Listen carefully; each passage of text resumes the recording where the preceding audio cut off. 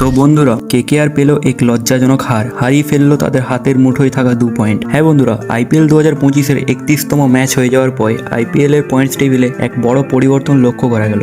আজকে পাঞ্জাব কিংসের কাছে হারের পর কেকেআর নেমে গেল এক স্টেপ নিচে। তো বন্ধুরা, সময় নষ্ট না করে পয়েন্টস টেবিলের দিকে নজর রাখা যাক। আপনারা স্ক্রিনে হয়তো দেখতে পাচ্ছেন পয়েন্টস টেবিলটা। সবচেয়ে ওপরে আছে জিটি, যারা 6টি ম্যাচ খেলে 4টিতে জিতেছে এবং 2টি ম্যাচ হেরেছে। তার জন্য তাদের পয়েন্টস হচ্ছে 8 এবং তাদের নেট রান রেট হচ্ছে 1.081। 2 নম্বর পজিশনে আছে দিল্লি ক্যাপিটালস। তারা 5টি ম্যাচ খেলেছে, তাদের মধ্যে তারা জিতেছে 4টি ম্যাচ এবং হেরেছে 1টি ম্যাচ। তাদের প্রাপ্ত পয়েন্ট হচ্ছে 8। তাদের নেট রান রেট হচ্ছে 0.899। 3 নম্বরে আছে রয়্যাল চ্যালেঞ্জার্স ব্যাঙ্গালোর। যারা 6টি ম্যাচ খেলেছে, তাদের মধ্যে তারা 4টি ম্যাচ জিতেছে এবং 2টি ম্যাচ হেরেছে। তাদের প্রাপ্ত পয়েন্ট হচ্ছে 8 এবং তাদের নেট রান রেট হচ্ছে 0.672। চতুর্থ স্থানে কথা বললে সেখানে আছে পাঞ্জাব কিংস। তারা 6টি ম্যাচ খেলেছে এবং তাদের মধ্যে তারা 4টি ম্যাচে জিতেছে এবং 2টি ম্যাচে হেরেছে। তাদের প্রাপ্ত পয়েন্ট 8।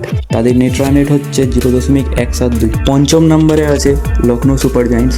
যারা 7টি ম্যাচ খেলেছে এবং তারা 4টি ম্যাচে জয়লাভ করেছে এবং তারা 3টি ম্যাচে হেরেছে। তাদের প্রাপ্ত পয়েন্ট হচ্ছে 8। তাদের নেট রান রেট হচ্ছে 0.08। 6 নম্বরে আছে কলকাতা নাইট রাইডার্স। হ্যাঁ বন্ধুরা, কলকাতা নাইট রাইডার্স আজ পাঞ্জাব কিংসের সাথে হেরে পড়ে তারা 5 নম্বর পজিশন থেকে 6 নম্বর পজিশনে চলে এসেছে, যেখানে তারা 7টি ম্যাচ খেলেছে এবং 3টিতে জিতেছে এবং 4টিতে হেরেছে। তাদের প্রাপ্ত পয়েন্ট হচ্ছে 6। তাদের নেট রান রেট হচ্ছে 0.547। 7 নম্বর পজিশনে আছে মুম্বাই ইন্ডিয়ান্স। তারা 6টি ম্যাচ খেলেছে এবং 2টি ম্যাচে জিতেছে এবং তারা 4টি ম্যাচ হেরেছে।